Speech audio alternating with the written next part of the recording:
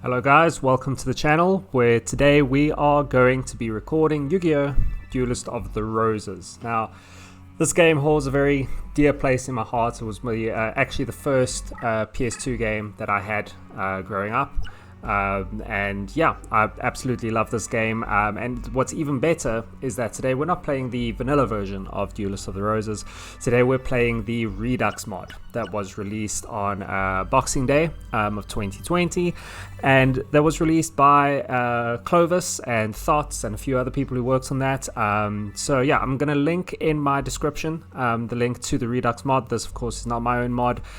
This was, Clovis and the guys poured their blood, sweat and tears into this, and yeah, basically with the goal of the game being a bit more challenging.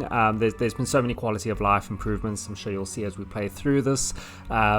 There's deck leader abilities actually mean something now. We actually get experience in the game. Anyone of you who have played the game before will know that it took forever to get any sort of levels on your deck leader for them to get promotions. It basically made the feature completely null and void.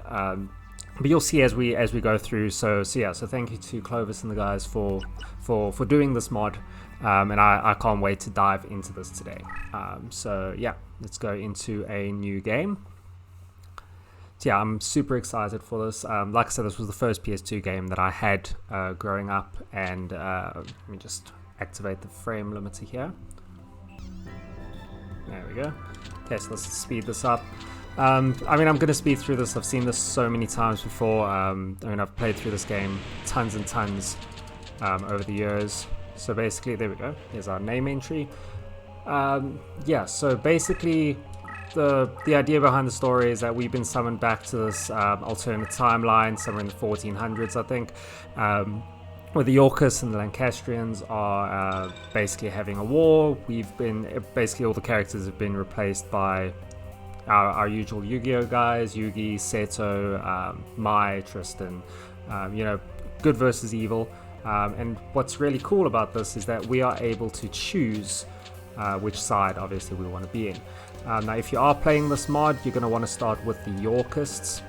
That's basically how the mod has been balanced. Is that by starting with the Yorkists, you are going to have a better time. That's how Clovis has worked this mod out. So we're going to choose our deck leader. So as you can see, anyone who's played the game before, our deck leaders have changed completely. So we don't have the same usual boring, the 17 decks that we've been playing with for the past 17 years. We've got these new balanced decks over here. So you can see we've got new deck leaders: Reaper of the Cards, Water Dragon Fairy, Battle Steer. So obviously, depending on the name that you put in, these are going to be different. But yeah, for me, looking at these, I've always been I tend to go towards the dragons, the fairies, the winged beasts on my playthroughs. But I'd love to do something different in addition to the challenge as well. I've got a few choices here. Reaper of the Cards, a Fiend deck will always be pretty fun. You're going to have your choices like Summoned Skull. You're going to have a lot of female equip compatibility as well, with things like Malevolent Nuzzler. But I think what I want to do, because Battle Steer is also pretty cool, makes me think of Richard. But yeah, I think what I want to do is this Aqua deck is looking pretty cool. I've never played with Aqua besides for Aqua Dragon in vanilla. I think a lot of people played with Aqua Dragon, and yeah, I think I'm going to give this a go. So let's go with Water Dragon Fairy. And hopefully that doesn't come back to bite me. I think that Aqua is fairly powerful in this game, but I'm not really too sure. So let's see. I'm going to have to get used to the fusions and things for that as well, obviously. But yeah, we're just going to skip through these massive walls of text. Like this frame limiter skip is one of the best parts of this. So here's the choice which I was talking about. So it does explain in the readme that obviously siding with the Lancastrians is going to be Yugi's side. That's good guys, you know, the main protagonists. You're going to, you know, then you're going to play against, you know, the general bad guys from the anime. You're going to play against Panic. You're going to play against, you know, Labyrinth Ruler. You're going to play against guys like that. Weevil, Rex. But what we want to do is we want to side with the Orcus because the game is imbalanced like that. You can, of course, go with the Lancastrians, but it does seem like that makes it a much harder run for you going through that. So yeah, so here we are. We're at the main map. Got our lovely new deck leader. Let's have a look at what our deck consists of actually, and see what our options are. So. Okay, so we've got a dragon in here, we've got a masked clown, dancing elf. As you can see, it's not the best of decks to start with. We've got a couple of great whites, a couple of rare fish, root water. These guys change terrain, don't they? Yeah, so that's going to be very useful. So we basically got a weaker terrain card, you know, only one space instead of two, but that's going to be very useful. Terrain is one of the biggest power plays you can do in this game. You know, you're going to give yourself a 500 point bonus to all your statistics and potentially take away 500 points from an opponent as well if you're already on, you know, a floor tile which strengthens them, which is going to be the case, I think, with a lot of these, battles that we're going to be doing today. A couple of white dolphins. So yeah, so we've basically got a ton of fish. Here's a couple more. Terrain. Oh no, this decreases. Adds. Okay, well that's going to be useful for you know, de-strengthening a few monsters. So we can make use of that. We've got a man-eating black shark here as well. I'd like to look at getting a 5-star deck leader in a bit as well, and it's going to be quite nice because we have that faster leveling. It's going to, you know, give us a lot more freedom to change our deck leader up as well, because Water Dragon Fairy is cool, but with her being at a summoning level 3, I prefer to obviously you know, get something with a summoning level of 5 or above, so we can make the most of those leader abilities. Some Muya and Curries. So yeah, you can see that we've got a very not a bad starting deck. We've got a Tears of the Mermaid, which is good. You know what, let's just jump straight into our first duel against Taya, and we'll see how the deck goes. As a forewarning, I do expect to lose quite a few times in this. I know that this has been made a lot more challenging than what the base vanilla game was. Yeah, so best thing that we can do now is yeah, just go into Taya, and let's see how this goes. Like I say, I'm expecting to potentially lose this first duel, which I don't think you would ever say against Taya in the base game.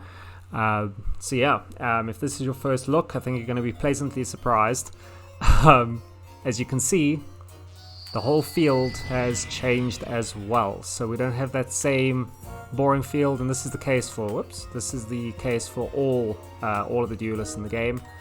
So if we look up here, you can see it's completely different. So as far as I know, Clovis's motivation for this, or his inspiration, was to make this like a church. So we can see we've got the cross here instead of an altar. Obviously it's very limited with the tiles that we can play. So we've got a cross, which is a bit of normal space that we can, you know, contest and fight on. We're going to want to stay away from the mountain, especially with the deck that we've got at the moment. And we've got the stained glass windows on the side represented by the toon. So I think it's pretty cool. It kind of makes it a bit of a more narrow playing field because you want to stay away from, you know, these columns on either side. And yeah, it's I don't know, I think it's a pretty cool idea and a pretty cool concept. So let's start and let's see what we have to work with here. So I mean, not very much, to be fair. I think we'll throw a Tongyo out. Let's see, you know, hopefully he plays something, or she plays something which can be de-strengthened. So let's see. So we've got a power increase here already. So this can nullify whatever that equipped card is. Let's have a look in the graveyard, see what we're playing around with. So she's used a silver bow and arrow, so that has already been strengthened by 500.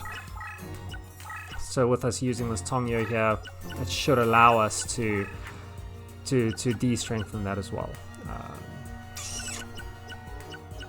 So we're going to want something a little stronger, so let's just throw down a Muyang Curry for now.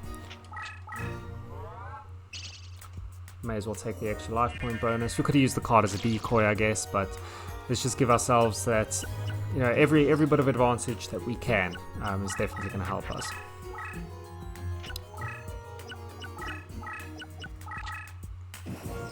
That's what she's played in front there. I think could possibly be a tenderness. She likes to play that directly in front of her.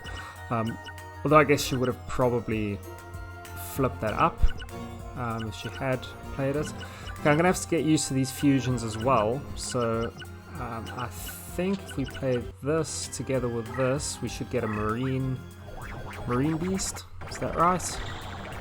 Yeah, so Marine Beast, 1,700. Okay, so let's just jump right in with Tongyo. And we've been immediately spellbound by Shining Friendship.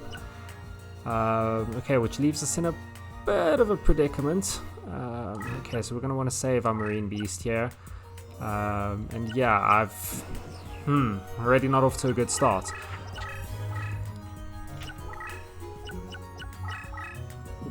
Because now that has decreased Shining Friendship, but that spellbinding has allowed her to move onto the mountain.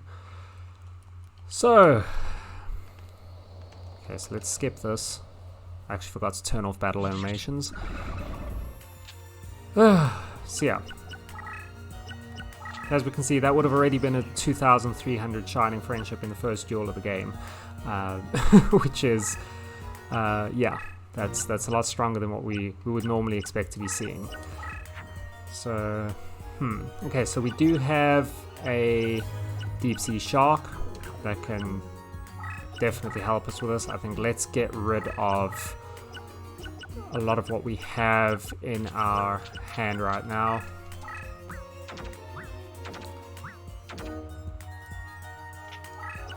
What we really need is some of the, you know, the terrain change that we really need. Let's get rid of some of this mountain, take over. Oh, and we're just getting, because she's got so many light monsters, it's just absolutely killing us with spellbinding as well. So that's really going to put a dent in how quickly we can advance on her. And we really need to get Marine Beast off of the mountain. So we've got a Muyang Curry here. We can use this as a decoy.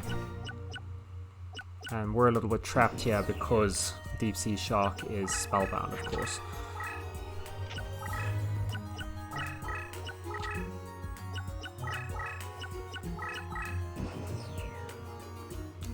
Okay, so let's move him up a bit.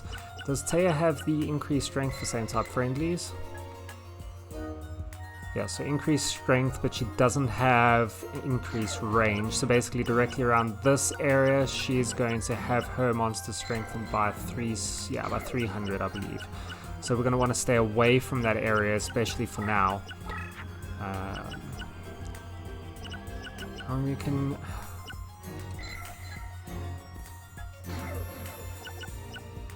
I mean, we can make another Marine Beast, I guess. I mean, I might just do that. That gives us a little bit of extra, just a few extra monsters on the field, and let's go for this. Okay, so Happy Lover is going to be very useful. If we can get that guy in the slots, it's going to really help us a lot with our deck building, because of the fact that it allows us to get rid of any strengths or any you know, improvements that or equips that our opponents have made. So you know, let's just use this Muyang Curry. I think every bit of life points is really going to help us, and that puts us back to having a slight advantage. I'm a little worried about our Deep Sea Shark over here. Do we just go straight in and attack? I mean, she's going to attack us anyway, but that would leave us... Oh no, we can't anyway, we already moved that forward. My biggest worry was that if it was a little weaker, it would have left us open to attack if Deep Sea Shark was killed. So let's see. So, well, there's an Air Knight Parshath. So, I mean, at least we've got it on normal terrain. So let's see. I mean, if... that's strange. Why is she attacked straight into Deep Sea Shark like that? for the spell binding, I guess. Has she really made that power play? Okay, well... Okay, well there we go, we've got a man-eating black shark now as well, so... I think what we're going to want to do is we're going to want to dump a lot of the stuff that we have currently. We've got a lot of junk in our hand. So yeah, I think we're just going to want to... We just dump everything at this point. That's not going to help us at all, so... Let's get rid of this airnight Parsha. It's causing us some headaches at the moment. And we'll just throw our man-eating black shark in. We're gonna get we're gonna get spellbound, but that's fine. That's okay. So yeah, we're not doing badly. I mean, man-eating black shark would actually be a pretty decent-looking deck leader now that I look at him. But yeah, let's see. And I think he's going to do a decent job for us here in this duel. That doesn't make any sense to me. Why would you... So when this card is flipped face up, flips all of your own spell cards face down. Why would you need to flip one of your own spell cards face down? Because surely if it's face up, it's been activated, right? So why would you need to flip it back down again? Like, I don't really understand the point of that.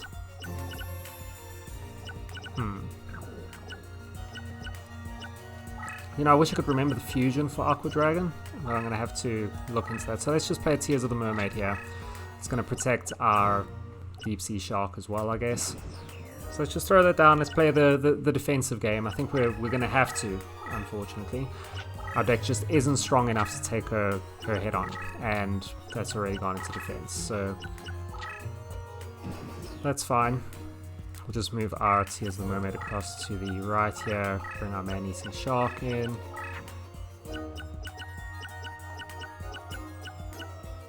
I mean, would a fish and a dragon do anything? I mean, with the mountain, it's... You know, it wouldn't be too bad to just... Let's advance a little. Now, let me play around with some of these fusions here and get rid of some of this junk that we have. So Enchanting Mermaid and Water Dragon Fairy makes an Amazon of the Seas. That can be another Amazon of the Seas, yeah. So Amazon of the Seas and One-Eyed Shield Dragon. There's a Karyushin, which I mean is definitely useful because that is going to be able to give us that sea terrain that I was talking about. So yeah, so let's leave Karyushin face down. And maybe make her some sea tiles so that we can, you know, advance on her and get that bonus as well. So yeah, let's go for that. I'm going to have to get used to these aqua fusions. Like, I know some of them sort of. So there we go. There's the sea terrain change, which I was talking about, which boosts us to 2,300. And that's going to be a decent amount of damage to Happy Lover as well. Awesome, that puts another one in the slots for us, so that's 2 to aim for. Dare I say, 3 in the row possibility? We'll see. 3 in a row would be really nice, but... Okay, so... That's a... And we've got a Root Water as well. Now this is what I've been hoping for. So I think let's... So let's advance Deep Sea Shark. She's got a negate attack, that's fine. Do we dare attack into this with Man-Eating Shark? Yep, there we go. Strong enough. Right, so we're having a decent start here, I think. Okay, so that's another spell binding. So what we can do is let's throw a Root Water down. I'll probably get rid of this Muyan Curry.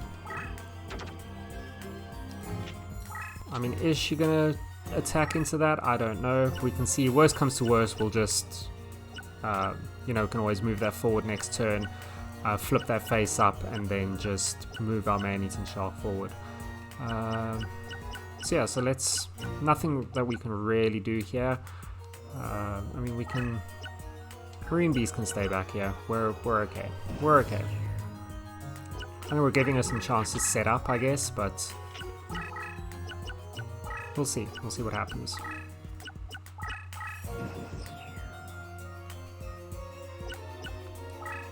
Okay, so let's flip up our root water. Actually, let's first attack into this with... Should we go with Karyushin?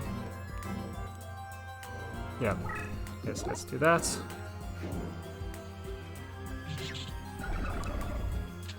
Okay, so Hourglass of Life is going to activate. It's going to drain her of 1,000 life points. It's going to bring back strongest cards in the graveyard.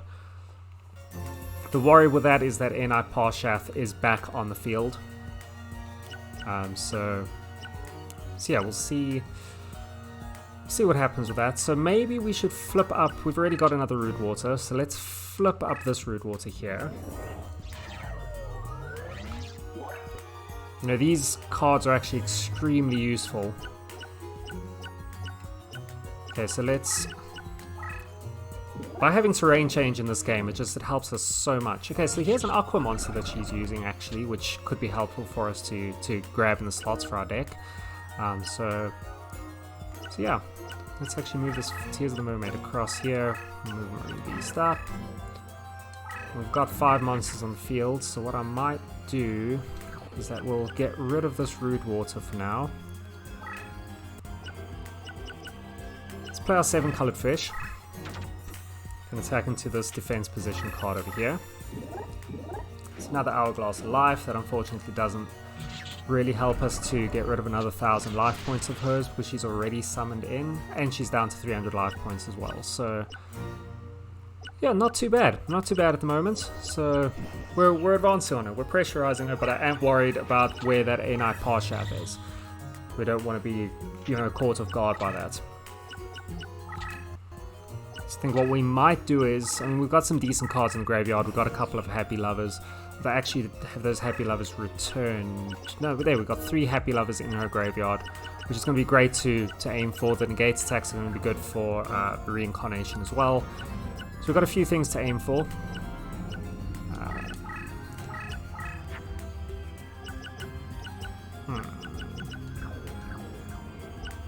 Okay, let's... Dare we attack into one of these with our Deep Sea Shark? Let's go for it.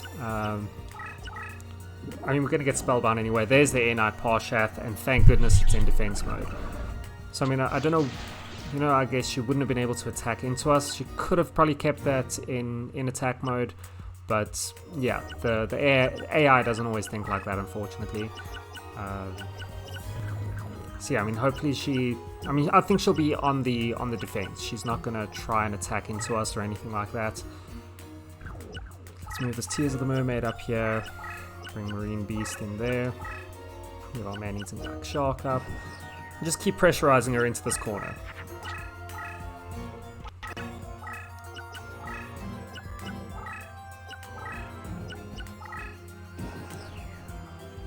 Alright, I think we're golden, guys. I think that we're honestly going to be pretty okay, because we can just attack her directly here. Or is there going to be a is there going to be a trick? So, does she have a trap? Okay, what we're going to want to do is, I need to get rid of a monster. So,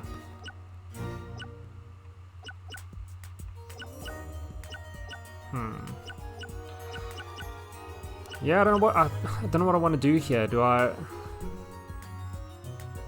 Okay, worst comes to worst, we can just summon over Deep Sea Shark and attack her directly. So let's see what this is. Maybe Karyushin can take it out.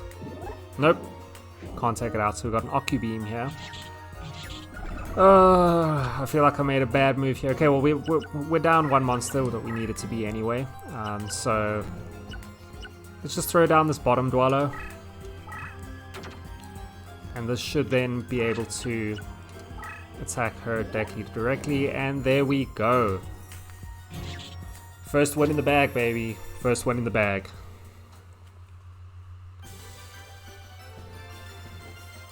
So there we go. Victory for Water Dragon Fairy. That's not a bad start at all. Okay, so I think what we're going to want to do is we're going to want to aim for those nice Happy Lovers. So let's see. Should we go for a 3 in a row? I've got a Happy Lover. I'd like to get Negate Attack. We can always play her again. I mean, chances are I'm going to miss it. Let me go for it. Okay, well, we missed that. We got an Hourglass of Life, which is useful. Let's go for a negate attack, I think. Oh, never mind. Okay, so, well, 1 Happy Lover and an Hourglass of Life. Not too bad. Fake 3 in a row at the top.